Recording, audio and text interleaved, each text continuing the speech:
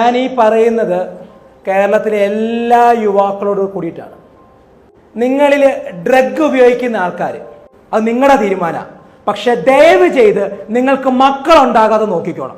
Synthetic drug ഉപയോഗിക്കുന്ന വ്യക്തികൾക്ക് മക്കളുണ്ടായാൽ ആ മക്കൾക്ക് ഡിസബിലിറ്റി ഉണ്ടാകാനുള്ള സാധ്യത വളരെ ഏറെയാണ്. അതിൽ ഇന്റലക്ച്വലി ഡിസേബിൾഡ് ആയിട്ടുള്ള പിള്ളേരാണെങ്കിൽ അവരുടെ വേദനയുടെ തീവ്രത ചെറുതല്ല. ഡിസബിലിറ്റി ഉള്ള ഒരാളുടെ വേദന എന്താണെന്ന് എന്നെ പോലുള്ള ഡിസബിലിറ്റി ഉള്ളവർക്ക് അറിയത്തുള്ളൂ. എന്റെയൊക്കെ വേദന എന്ന് പറയുന്നത് കൈയും കാലും ഇല്ല, അത് ആർട്ടിഫിഷ്യൽ ലിംബ് വെച്ചാൽ തീരാവുന്ന അല്ലെങ്കിൽ ഒരു പരിധി വരെയെങ്കിലും പരിഹരിക്കാൻ പറ്റും. Autism, down syndrome, cerebral palsy പോലുള്ള അസുഖങ്ങളാണ്. ഈ കുട്ടികളുടെ വേദന ആ കുട്ടികളുടെ അമ്മമാരോട് പോയി ചോദിച്ചാൽ നിങ്ങൾക്ക് മനസ്സിലാകും. മെന്റൽ ഇൽനെസ് ഉണ്ടാകാനുള്ള സാധ്യതയും വളരെ ഏറെയാണ്. മാനസിക രോഗം ഉണ്ടാകാനുള്ള സാധ്യത ഒരു കാര്യം ഉറപ്പായിട്ടുണ്ടാകും. കണ്ടക്ട് ഡിസോർഡർ എന്ന് പറയും, സ്വഭാവ വൈകല്യം അല്ലെങ്കിൽ ബിഹേവിയർ പ്രോബ്ലം ഉണ്ടാകും. ഇങ്ങനെ ഉണ്ടാകുന്ന കുട്ടികൾക്ക് ഈ ലോകത്തോട് വെറുപ്പായിരിക്കും.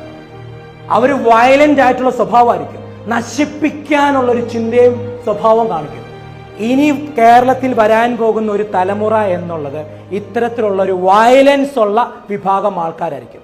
അവരാരെ എന്ത് ചെയ്യുന്നു ഒന്നും പറയാൻ പറ്റില്ല.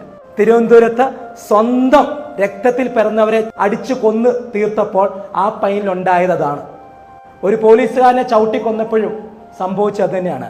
സ്വന്തം സഹപാഠിയെ ക്രൂരമായി പീഡിപ്പിക്കാനും സാധിച്ചത് ഈ വയലൻസ് നേച്ചർ ഉള്ളവരാ. ഒന്നോർത്തോണം, ഈ കുട്ടികളൊക്കെ ഒരു ടീനേജ് പ്രായത്തിലാ ഈ ഡ്രഗും സംഭവം കാണുന്നത്.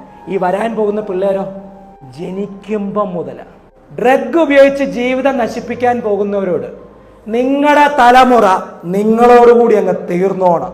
അതിൻ്റെ ഒരു വിത്ത് പോലും ഈ ഭൂമി വീണു പോയേക്കരുത്.